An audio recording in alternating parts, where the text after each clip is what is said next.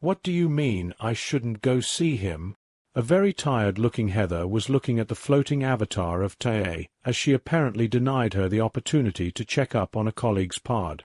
Hawthorne was asleep in his room, recovering quietly from the lengthy surgery that he'd gone through. Heather seemed remarkably energetic considering the exhausting ordeal, though she'd much preferred to have exhausted herself in other ways.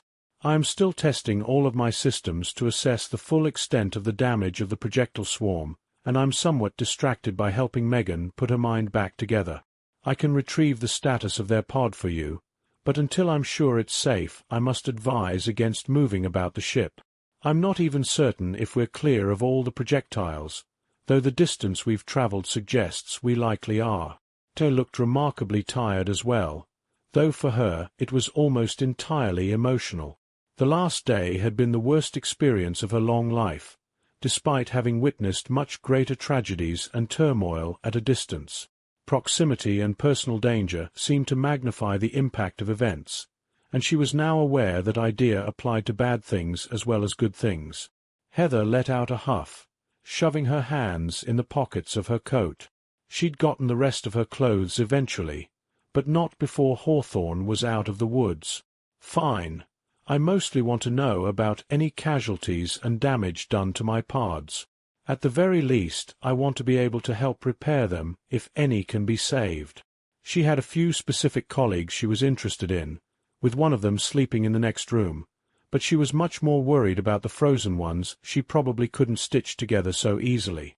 Anna nodded, closing her eyes as she brought up an internal diagram of the Arkansas sections of the ship marked in yellow have known hull breaches. Red displays damage to specific systems. Ch did not appear to be paying full attention to Heather, and it seemed likely that the majority of her consciousness was tending to Megan. Heather gasped and pointed at 5 of the blobs towards the surface of the ship, and 2 towards the middle.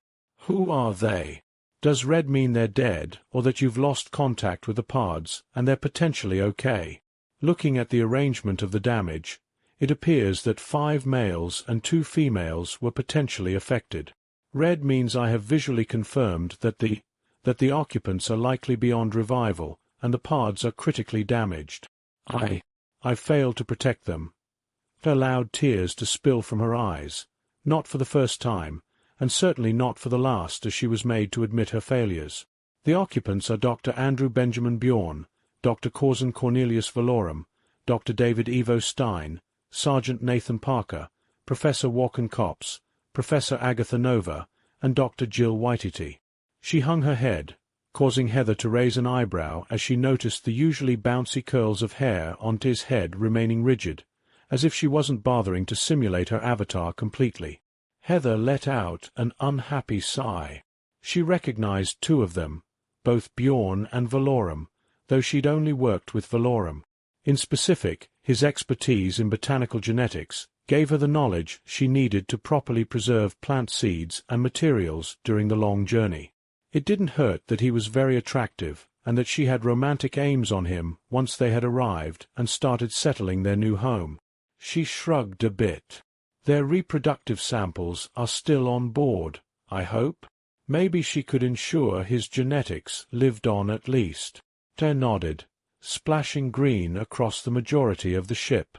The central core of the mostly cylindrical ship, especially, was completely green, as were the majority of the external arms, though the shields in their hands ranged from yellow to orange. No damage came near those parts of the ship. I believe the armor around those sections would have been able to handle direct hits. It is unfortunate the rest of the ship couldn't have been plated so heavily, but the extra weight would have prevented us from achieving adequate speeds. Some of the other pods have been damaged, but not beyond repair. Well, let me know when I can go take a look at those ones then. I'm rather interested in what kind of damage they can withstand. What hit us anyway?" Heather settled down at the table, glancing back.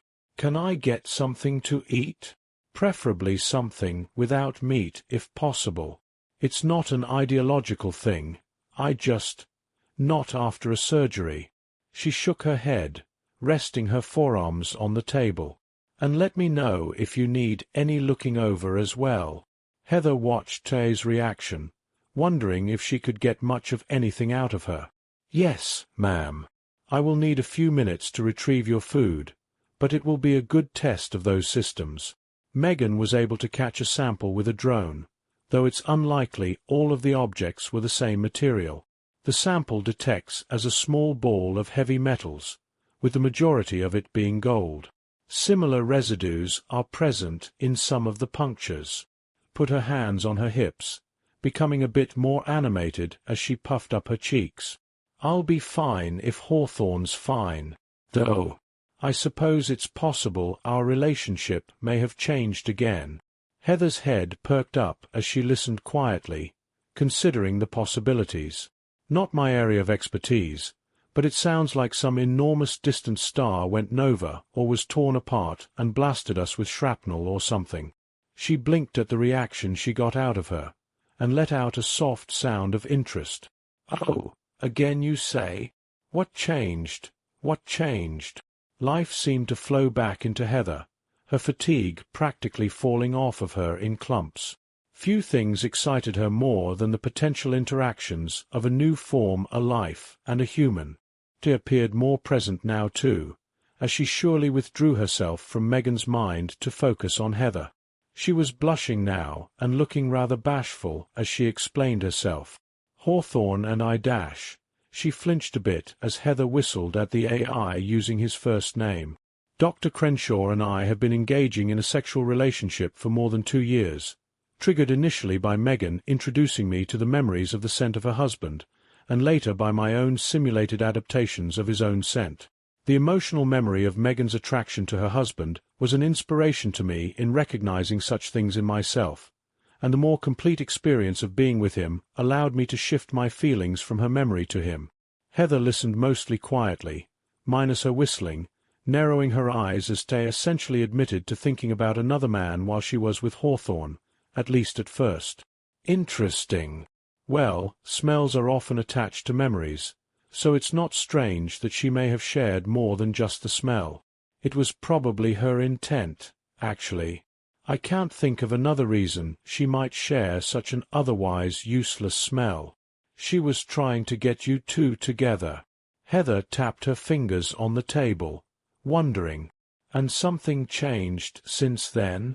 I imagine this little adventure in space, trying to murder us, interrupted something. Hawthorne seemed far more upset than I expected him to be. Heather squirmed as she settled down onto her feet, standing near Heather. He wanted to revive Tia Monsal. He'd been getting rather agitated, and I suspect my physical relationship was not an adequate replacement for human interaction for him. I could not allow him, as you know, considering her condition and the unknown effect on what may well be his offspring. I took him to her pod to show him, and he was not taking it well when the emergency began. He was quick to action, though. Heather leaned back in her seat, her hands behind her head. Asshole could have revived me. Ah well, I think your assessment is pretty likely to be true. Good call on not reviving her. She nodded a little, humming softly. And of course he was quick to action. He has a child to protect now. What a weird man. He was so consumed with fear when I met him that he infected me with it, and now he's so manly and responsible and stupid. He'd better have 2 kids with Monsal, because I'm pretty sure there's been enough minor changes to his genetic expression that it'd show up as a difference in the demeanor of their kids. Ah. She sat up and snapped her fingers. That's why he had the bruised ribs. Megan's drone hit him in the back, catching it, didn't it? That suit of his was only able to absorb a percentage of the impact. Tay blinked and nodded. Ah, I'm pretty sure. Yes, I just asked Megan, and she says that's what happened. I didn't have a camera on him since I was so overtaxed. I'm really impressed that she was able to handle the drones considering the distress she was in with her consciousness trapped with Dash. Hang on.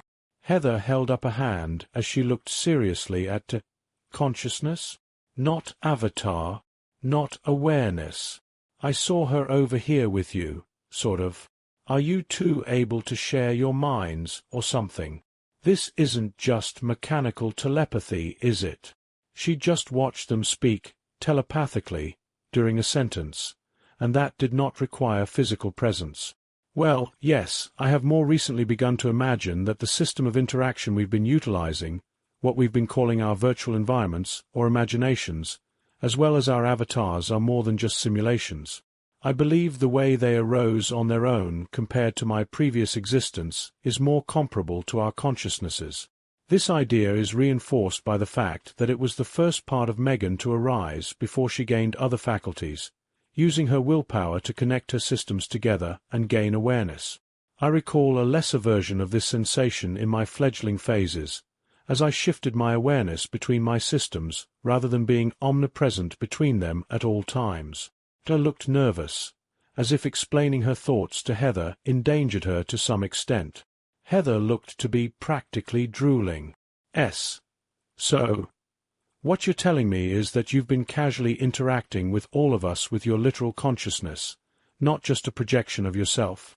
You built contacts and suits to allow us to psychically work with you, rather than just simulating virtual reality or something. So this thing I'm looking at, your avatar, is much more like your soul than anything else? You and Megan have been sharing literal memories with each other, allowing you to help each other grow faster than you would on your own. Heather looked as if she would faint.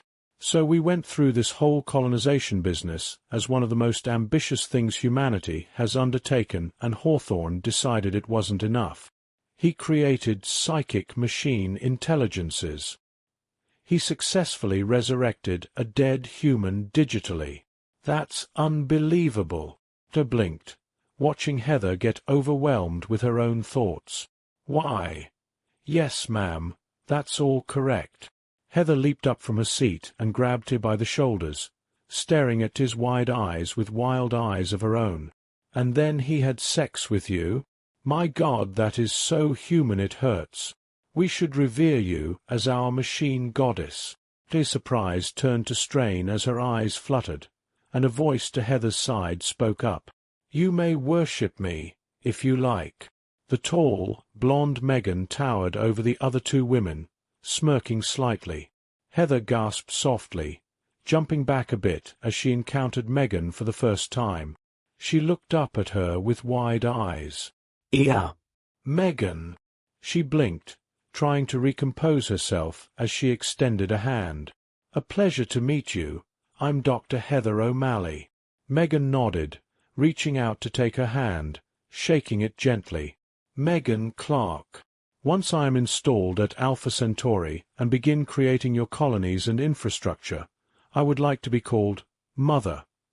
She smiled at that. Feel free to create an asinine acronym for it, if you like. Heather nodded softly, in strange awe of the younger AI created from a human brain scan. Yes, Mother. I'll make sure everyone appreciates you for all the hard work you will do. Thank you for saving Hawthorne, and everything you've done to help Tia. I believe you and she are critically important to humanity, and your creations will go down as some of humanity's most important achievements. Withdrawing her hand, Megan nodded. I will endeavor to prove to humanity that I deserve the job I am being given as your mother. I may lack the creativity of Tia and Hawthorne, but I shall toil for millennia to achieve Hawthorne's dream of humanity reaching a new star. It cleared her throat from the side, feeling a bit left out. Megan, we need to get back to planning how to improve your defenses. You'll be on your own eventually, and you need to have the tools you need to protect the Lubermasses and yourself so you can succeed in getting to Alpha Centauri to do that work. Megan nodded, leaning down and turning Heather's head slightly, so she could reach the portion of her VE suit on her cheek. She kissed it softly, then pulled away. I look forward to working with you again, my child. She waved and stepped backwards, back through a swirling portal to her own mind. Heather looked breathless, reaching up to rub her cheek. She's been thinking about this for a while. Nodding a bit, Tia responded. She's wanted to be a mother for a very long time. Hawthorne's recovery would take many cycles to completely finish healing, but he was able to get back on his feet after 2 days, his body moving sluggishly despite reducing the gravity on him by a third. He gave both Tay and Heather a hug before he sat down, and eagerly wolfed down a meal, only wearing his VE gloves and normal clothes, rather than the full VE suit. His bandaged arm showed a pit on either side of his bicep where the mass had simply been removed from his arm. He ended up eating mostly left-handed. Megan arrived to enjoy the reunion, watching her savior from an appreciative distance, seemingly trying to avoid his hug. When he was done eating, he finally spoke up. "Thank you all for your hard work. I owe you all my life, and if not for you, I surely would have died from that incident." He let out a sigh, pulling a small tablet from his pocket. "I've been looking over Tia's reports. I believe Heather and I should attend to some of the damaged pods ourselves, but I believe we should use the androids that I made for Tia and I to do that. Tia, could you and Megan prepare a drone to hook them up to the main power as you move them around the ship with the elevator? It'll be easier on my damaged body that way, and we won't need to have bulky suits on while doing delicate work." He watched the women nodding to him, and smiled weakly back at them. "Thank you. I also have something personal I would like to share. I've had some time to think the last few days. In light of my apparent fatherhood, I think I will be able to withstand being without human contact for the remainder of the journey, in anticipation of being reunited with Tia and properly undertaking my duty as a father." His face sobered a bit, looking pointedly at Tia. "I'm afraid that we might have to talk about our relationship as a result, as it feels improper to continue as we have the last few years." While Tia nodded quietly, Heather was looking rather upset. "No, you can't be selfish like that.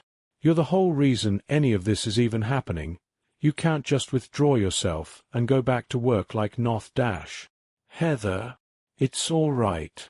I have created lots of good memories with Hawthorne, things I can experience completely whenever I wish. If he thinks we should stop, I can be okay with that. I've learned so much and I feel well armed to handle the future as a result, perhaps with new partners." She smiled a bit, though no one present felt like Tia would be entirely happy with the decision. Hawthorne reached out to squeeze Tia's hand with his weakened right hand. "I don't deserve you. I'm sorry about this, but like yourselves, I owe Miss Monsal a lot, and if I am a father I feel I owe it to her and my child. I owe too much to everyone, honestly, more than I can ever repay, and I regret that immensely. I want to do right by you all, but I can't." Heather snuffled, her eyes filled with tears. "Well, you owe me too. You'd be dead if not for me and, if I may." Megan stepped forth, donning the shape and likeness of Hawthorne, beginning to speak in the old voice she recalled from interviews and his own broadcasts. "I would be willing to shoulder Hawthorne's debt to you, Heather. I have all of his specifications, and feel I could be a worthy facsimile of the man he once was." Heather blinked, staring at Megan, then looking back at the weary Hawthorne, who nonetheless had a look of life in his face. Looking back to Megan, she saw the stoic, emotionally ignorant man she'd known before, the one she'd had far more thoughts about than was appropriate. "Ooh, okay. That works for me. Can we use your bedroom, Hawthorne?" Tia looked surprised at this turn of events. "So that's why you wanted me to alter her suit." Tia had mistakenly thought the alterations were so that Heather could enjoy Hawthorne's shape while Tia got to enjoy the real thing. She hadn't anticipated that Megan wanted to take over for Hawthorne to reward Megan for all she'd done. "No, not exactly." Megan corrected her. "It just made no sense to me that the female version of the suit had no such capabilities." She gave a smirk and hooked her elbow, allowing Heather to hook her arm through and get escorted into the next room. "Now, I hope you won't hold it against me that I have no practice at this sort of thing." Heather laughed, surprised at herself. The Hawthorne I knew probably didn't either. The hearts in her eyes were plain. As the door shut behind him, Hawthorne slapped his left hand against his forehead. "I really hope that Tia Monsal doesn't do the same, attracted to the old version of me rather than what I've become." He groaned at the idea while hearing excited giggles and eerily accurate versions of his own grunts through the wall. "Can you put on some music or something to drown them out? Hearing my own voice is weird." Tay was blushing heavily. Considering the whole thing was happening in her VE, she couldn't just ignore them. She did turn on some Phoenix Clan music though, something with lots of drums, and did her best to respond. "Well, if that is the case, I'll still be here for you. I found that version of yourself rather boring, honestly." "Gee, thanks." He leaned back, letting out a sigh, then reached for a tablet. Work would be a good distraction. "Hawthorne." As he heard Tay sheepishly addressing him, he looked up. She was looking rather meek, her face bright red. "Are you mad at me? I kept Tia's pregnancy from you so I could have you to myself." He blinked, gasping a bit in realization and shaking his head. He waved her over and pulled her into his lap, right hand holding her hip and his left hand brushing through her hair. "Of course not. I should have noticed sooner anyway, but I felt like, as long as she was going to make the journey through okay, that I didn't have to worry about her too much. You know, I'm afraid she'll be mad at me and want nothing to do with me when she finds out how much I've aged by then. I don't even know if she'll accept me as a father for her child. Maybe she didn't tell me because she didn't want me involved at all. I won't know until then." She uneasily accepted the affection, though what was going on in the next room kept her on edge. So we're okay then? I don't want you to think I was trying to hurt you. I was trying to protect you, even if it was in a selfish way." Smiling, he leaned in to kiss her avatar's forehead, though he was aware she couldn't feel it. "We're okay, I think. We need to take some time to talk things out, but I don't have any ill feelings towards you, and I hope you don't for me. I'm actually more worried that you think I'm casting you aside in favor of her or something. Honestly, if I knew what her intentions were, and if she wanted nothing to do with me, I'd be more inclined to stay with you. I don't think I'll know exactly how I feel about her until I see her again, but if I am a father, that changes things. There's something about finding out about it, something that is changing something inside of me, and I don't know enough about it to know exactly what I should do." They bit her lip, nodding. Jessica used to talk about those kinds of things, how becoming a mother changed her, and how becoming a father changed Clint. They still had their love for each other, but their son took over their hearts. "I'm kind of jealous I don't get to experience that." "Well, you do have one thing Miss Monsal failed to get from me. I just hope you'll forgive me for trying to protect it a little better, since I haven't had it for long to give."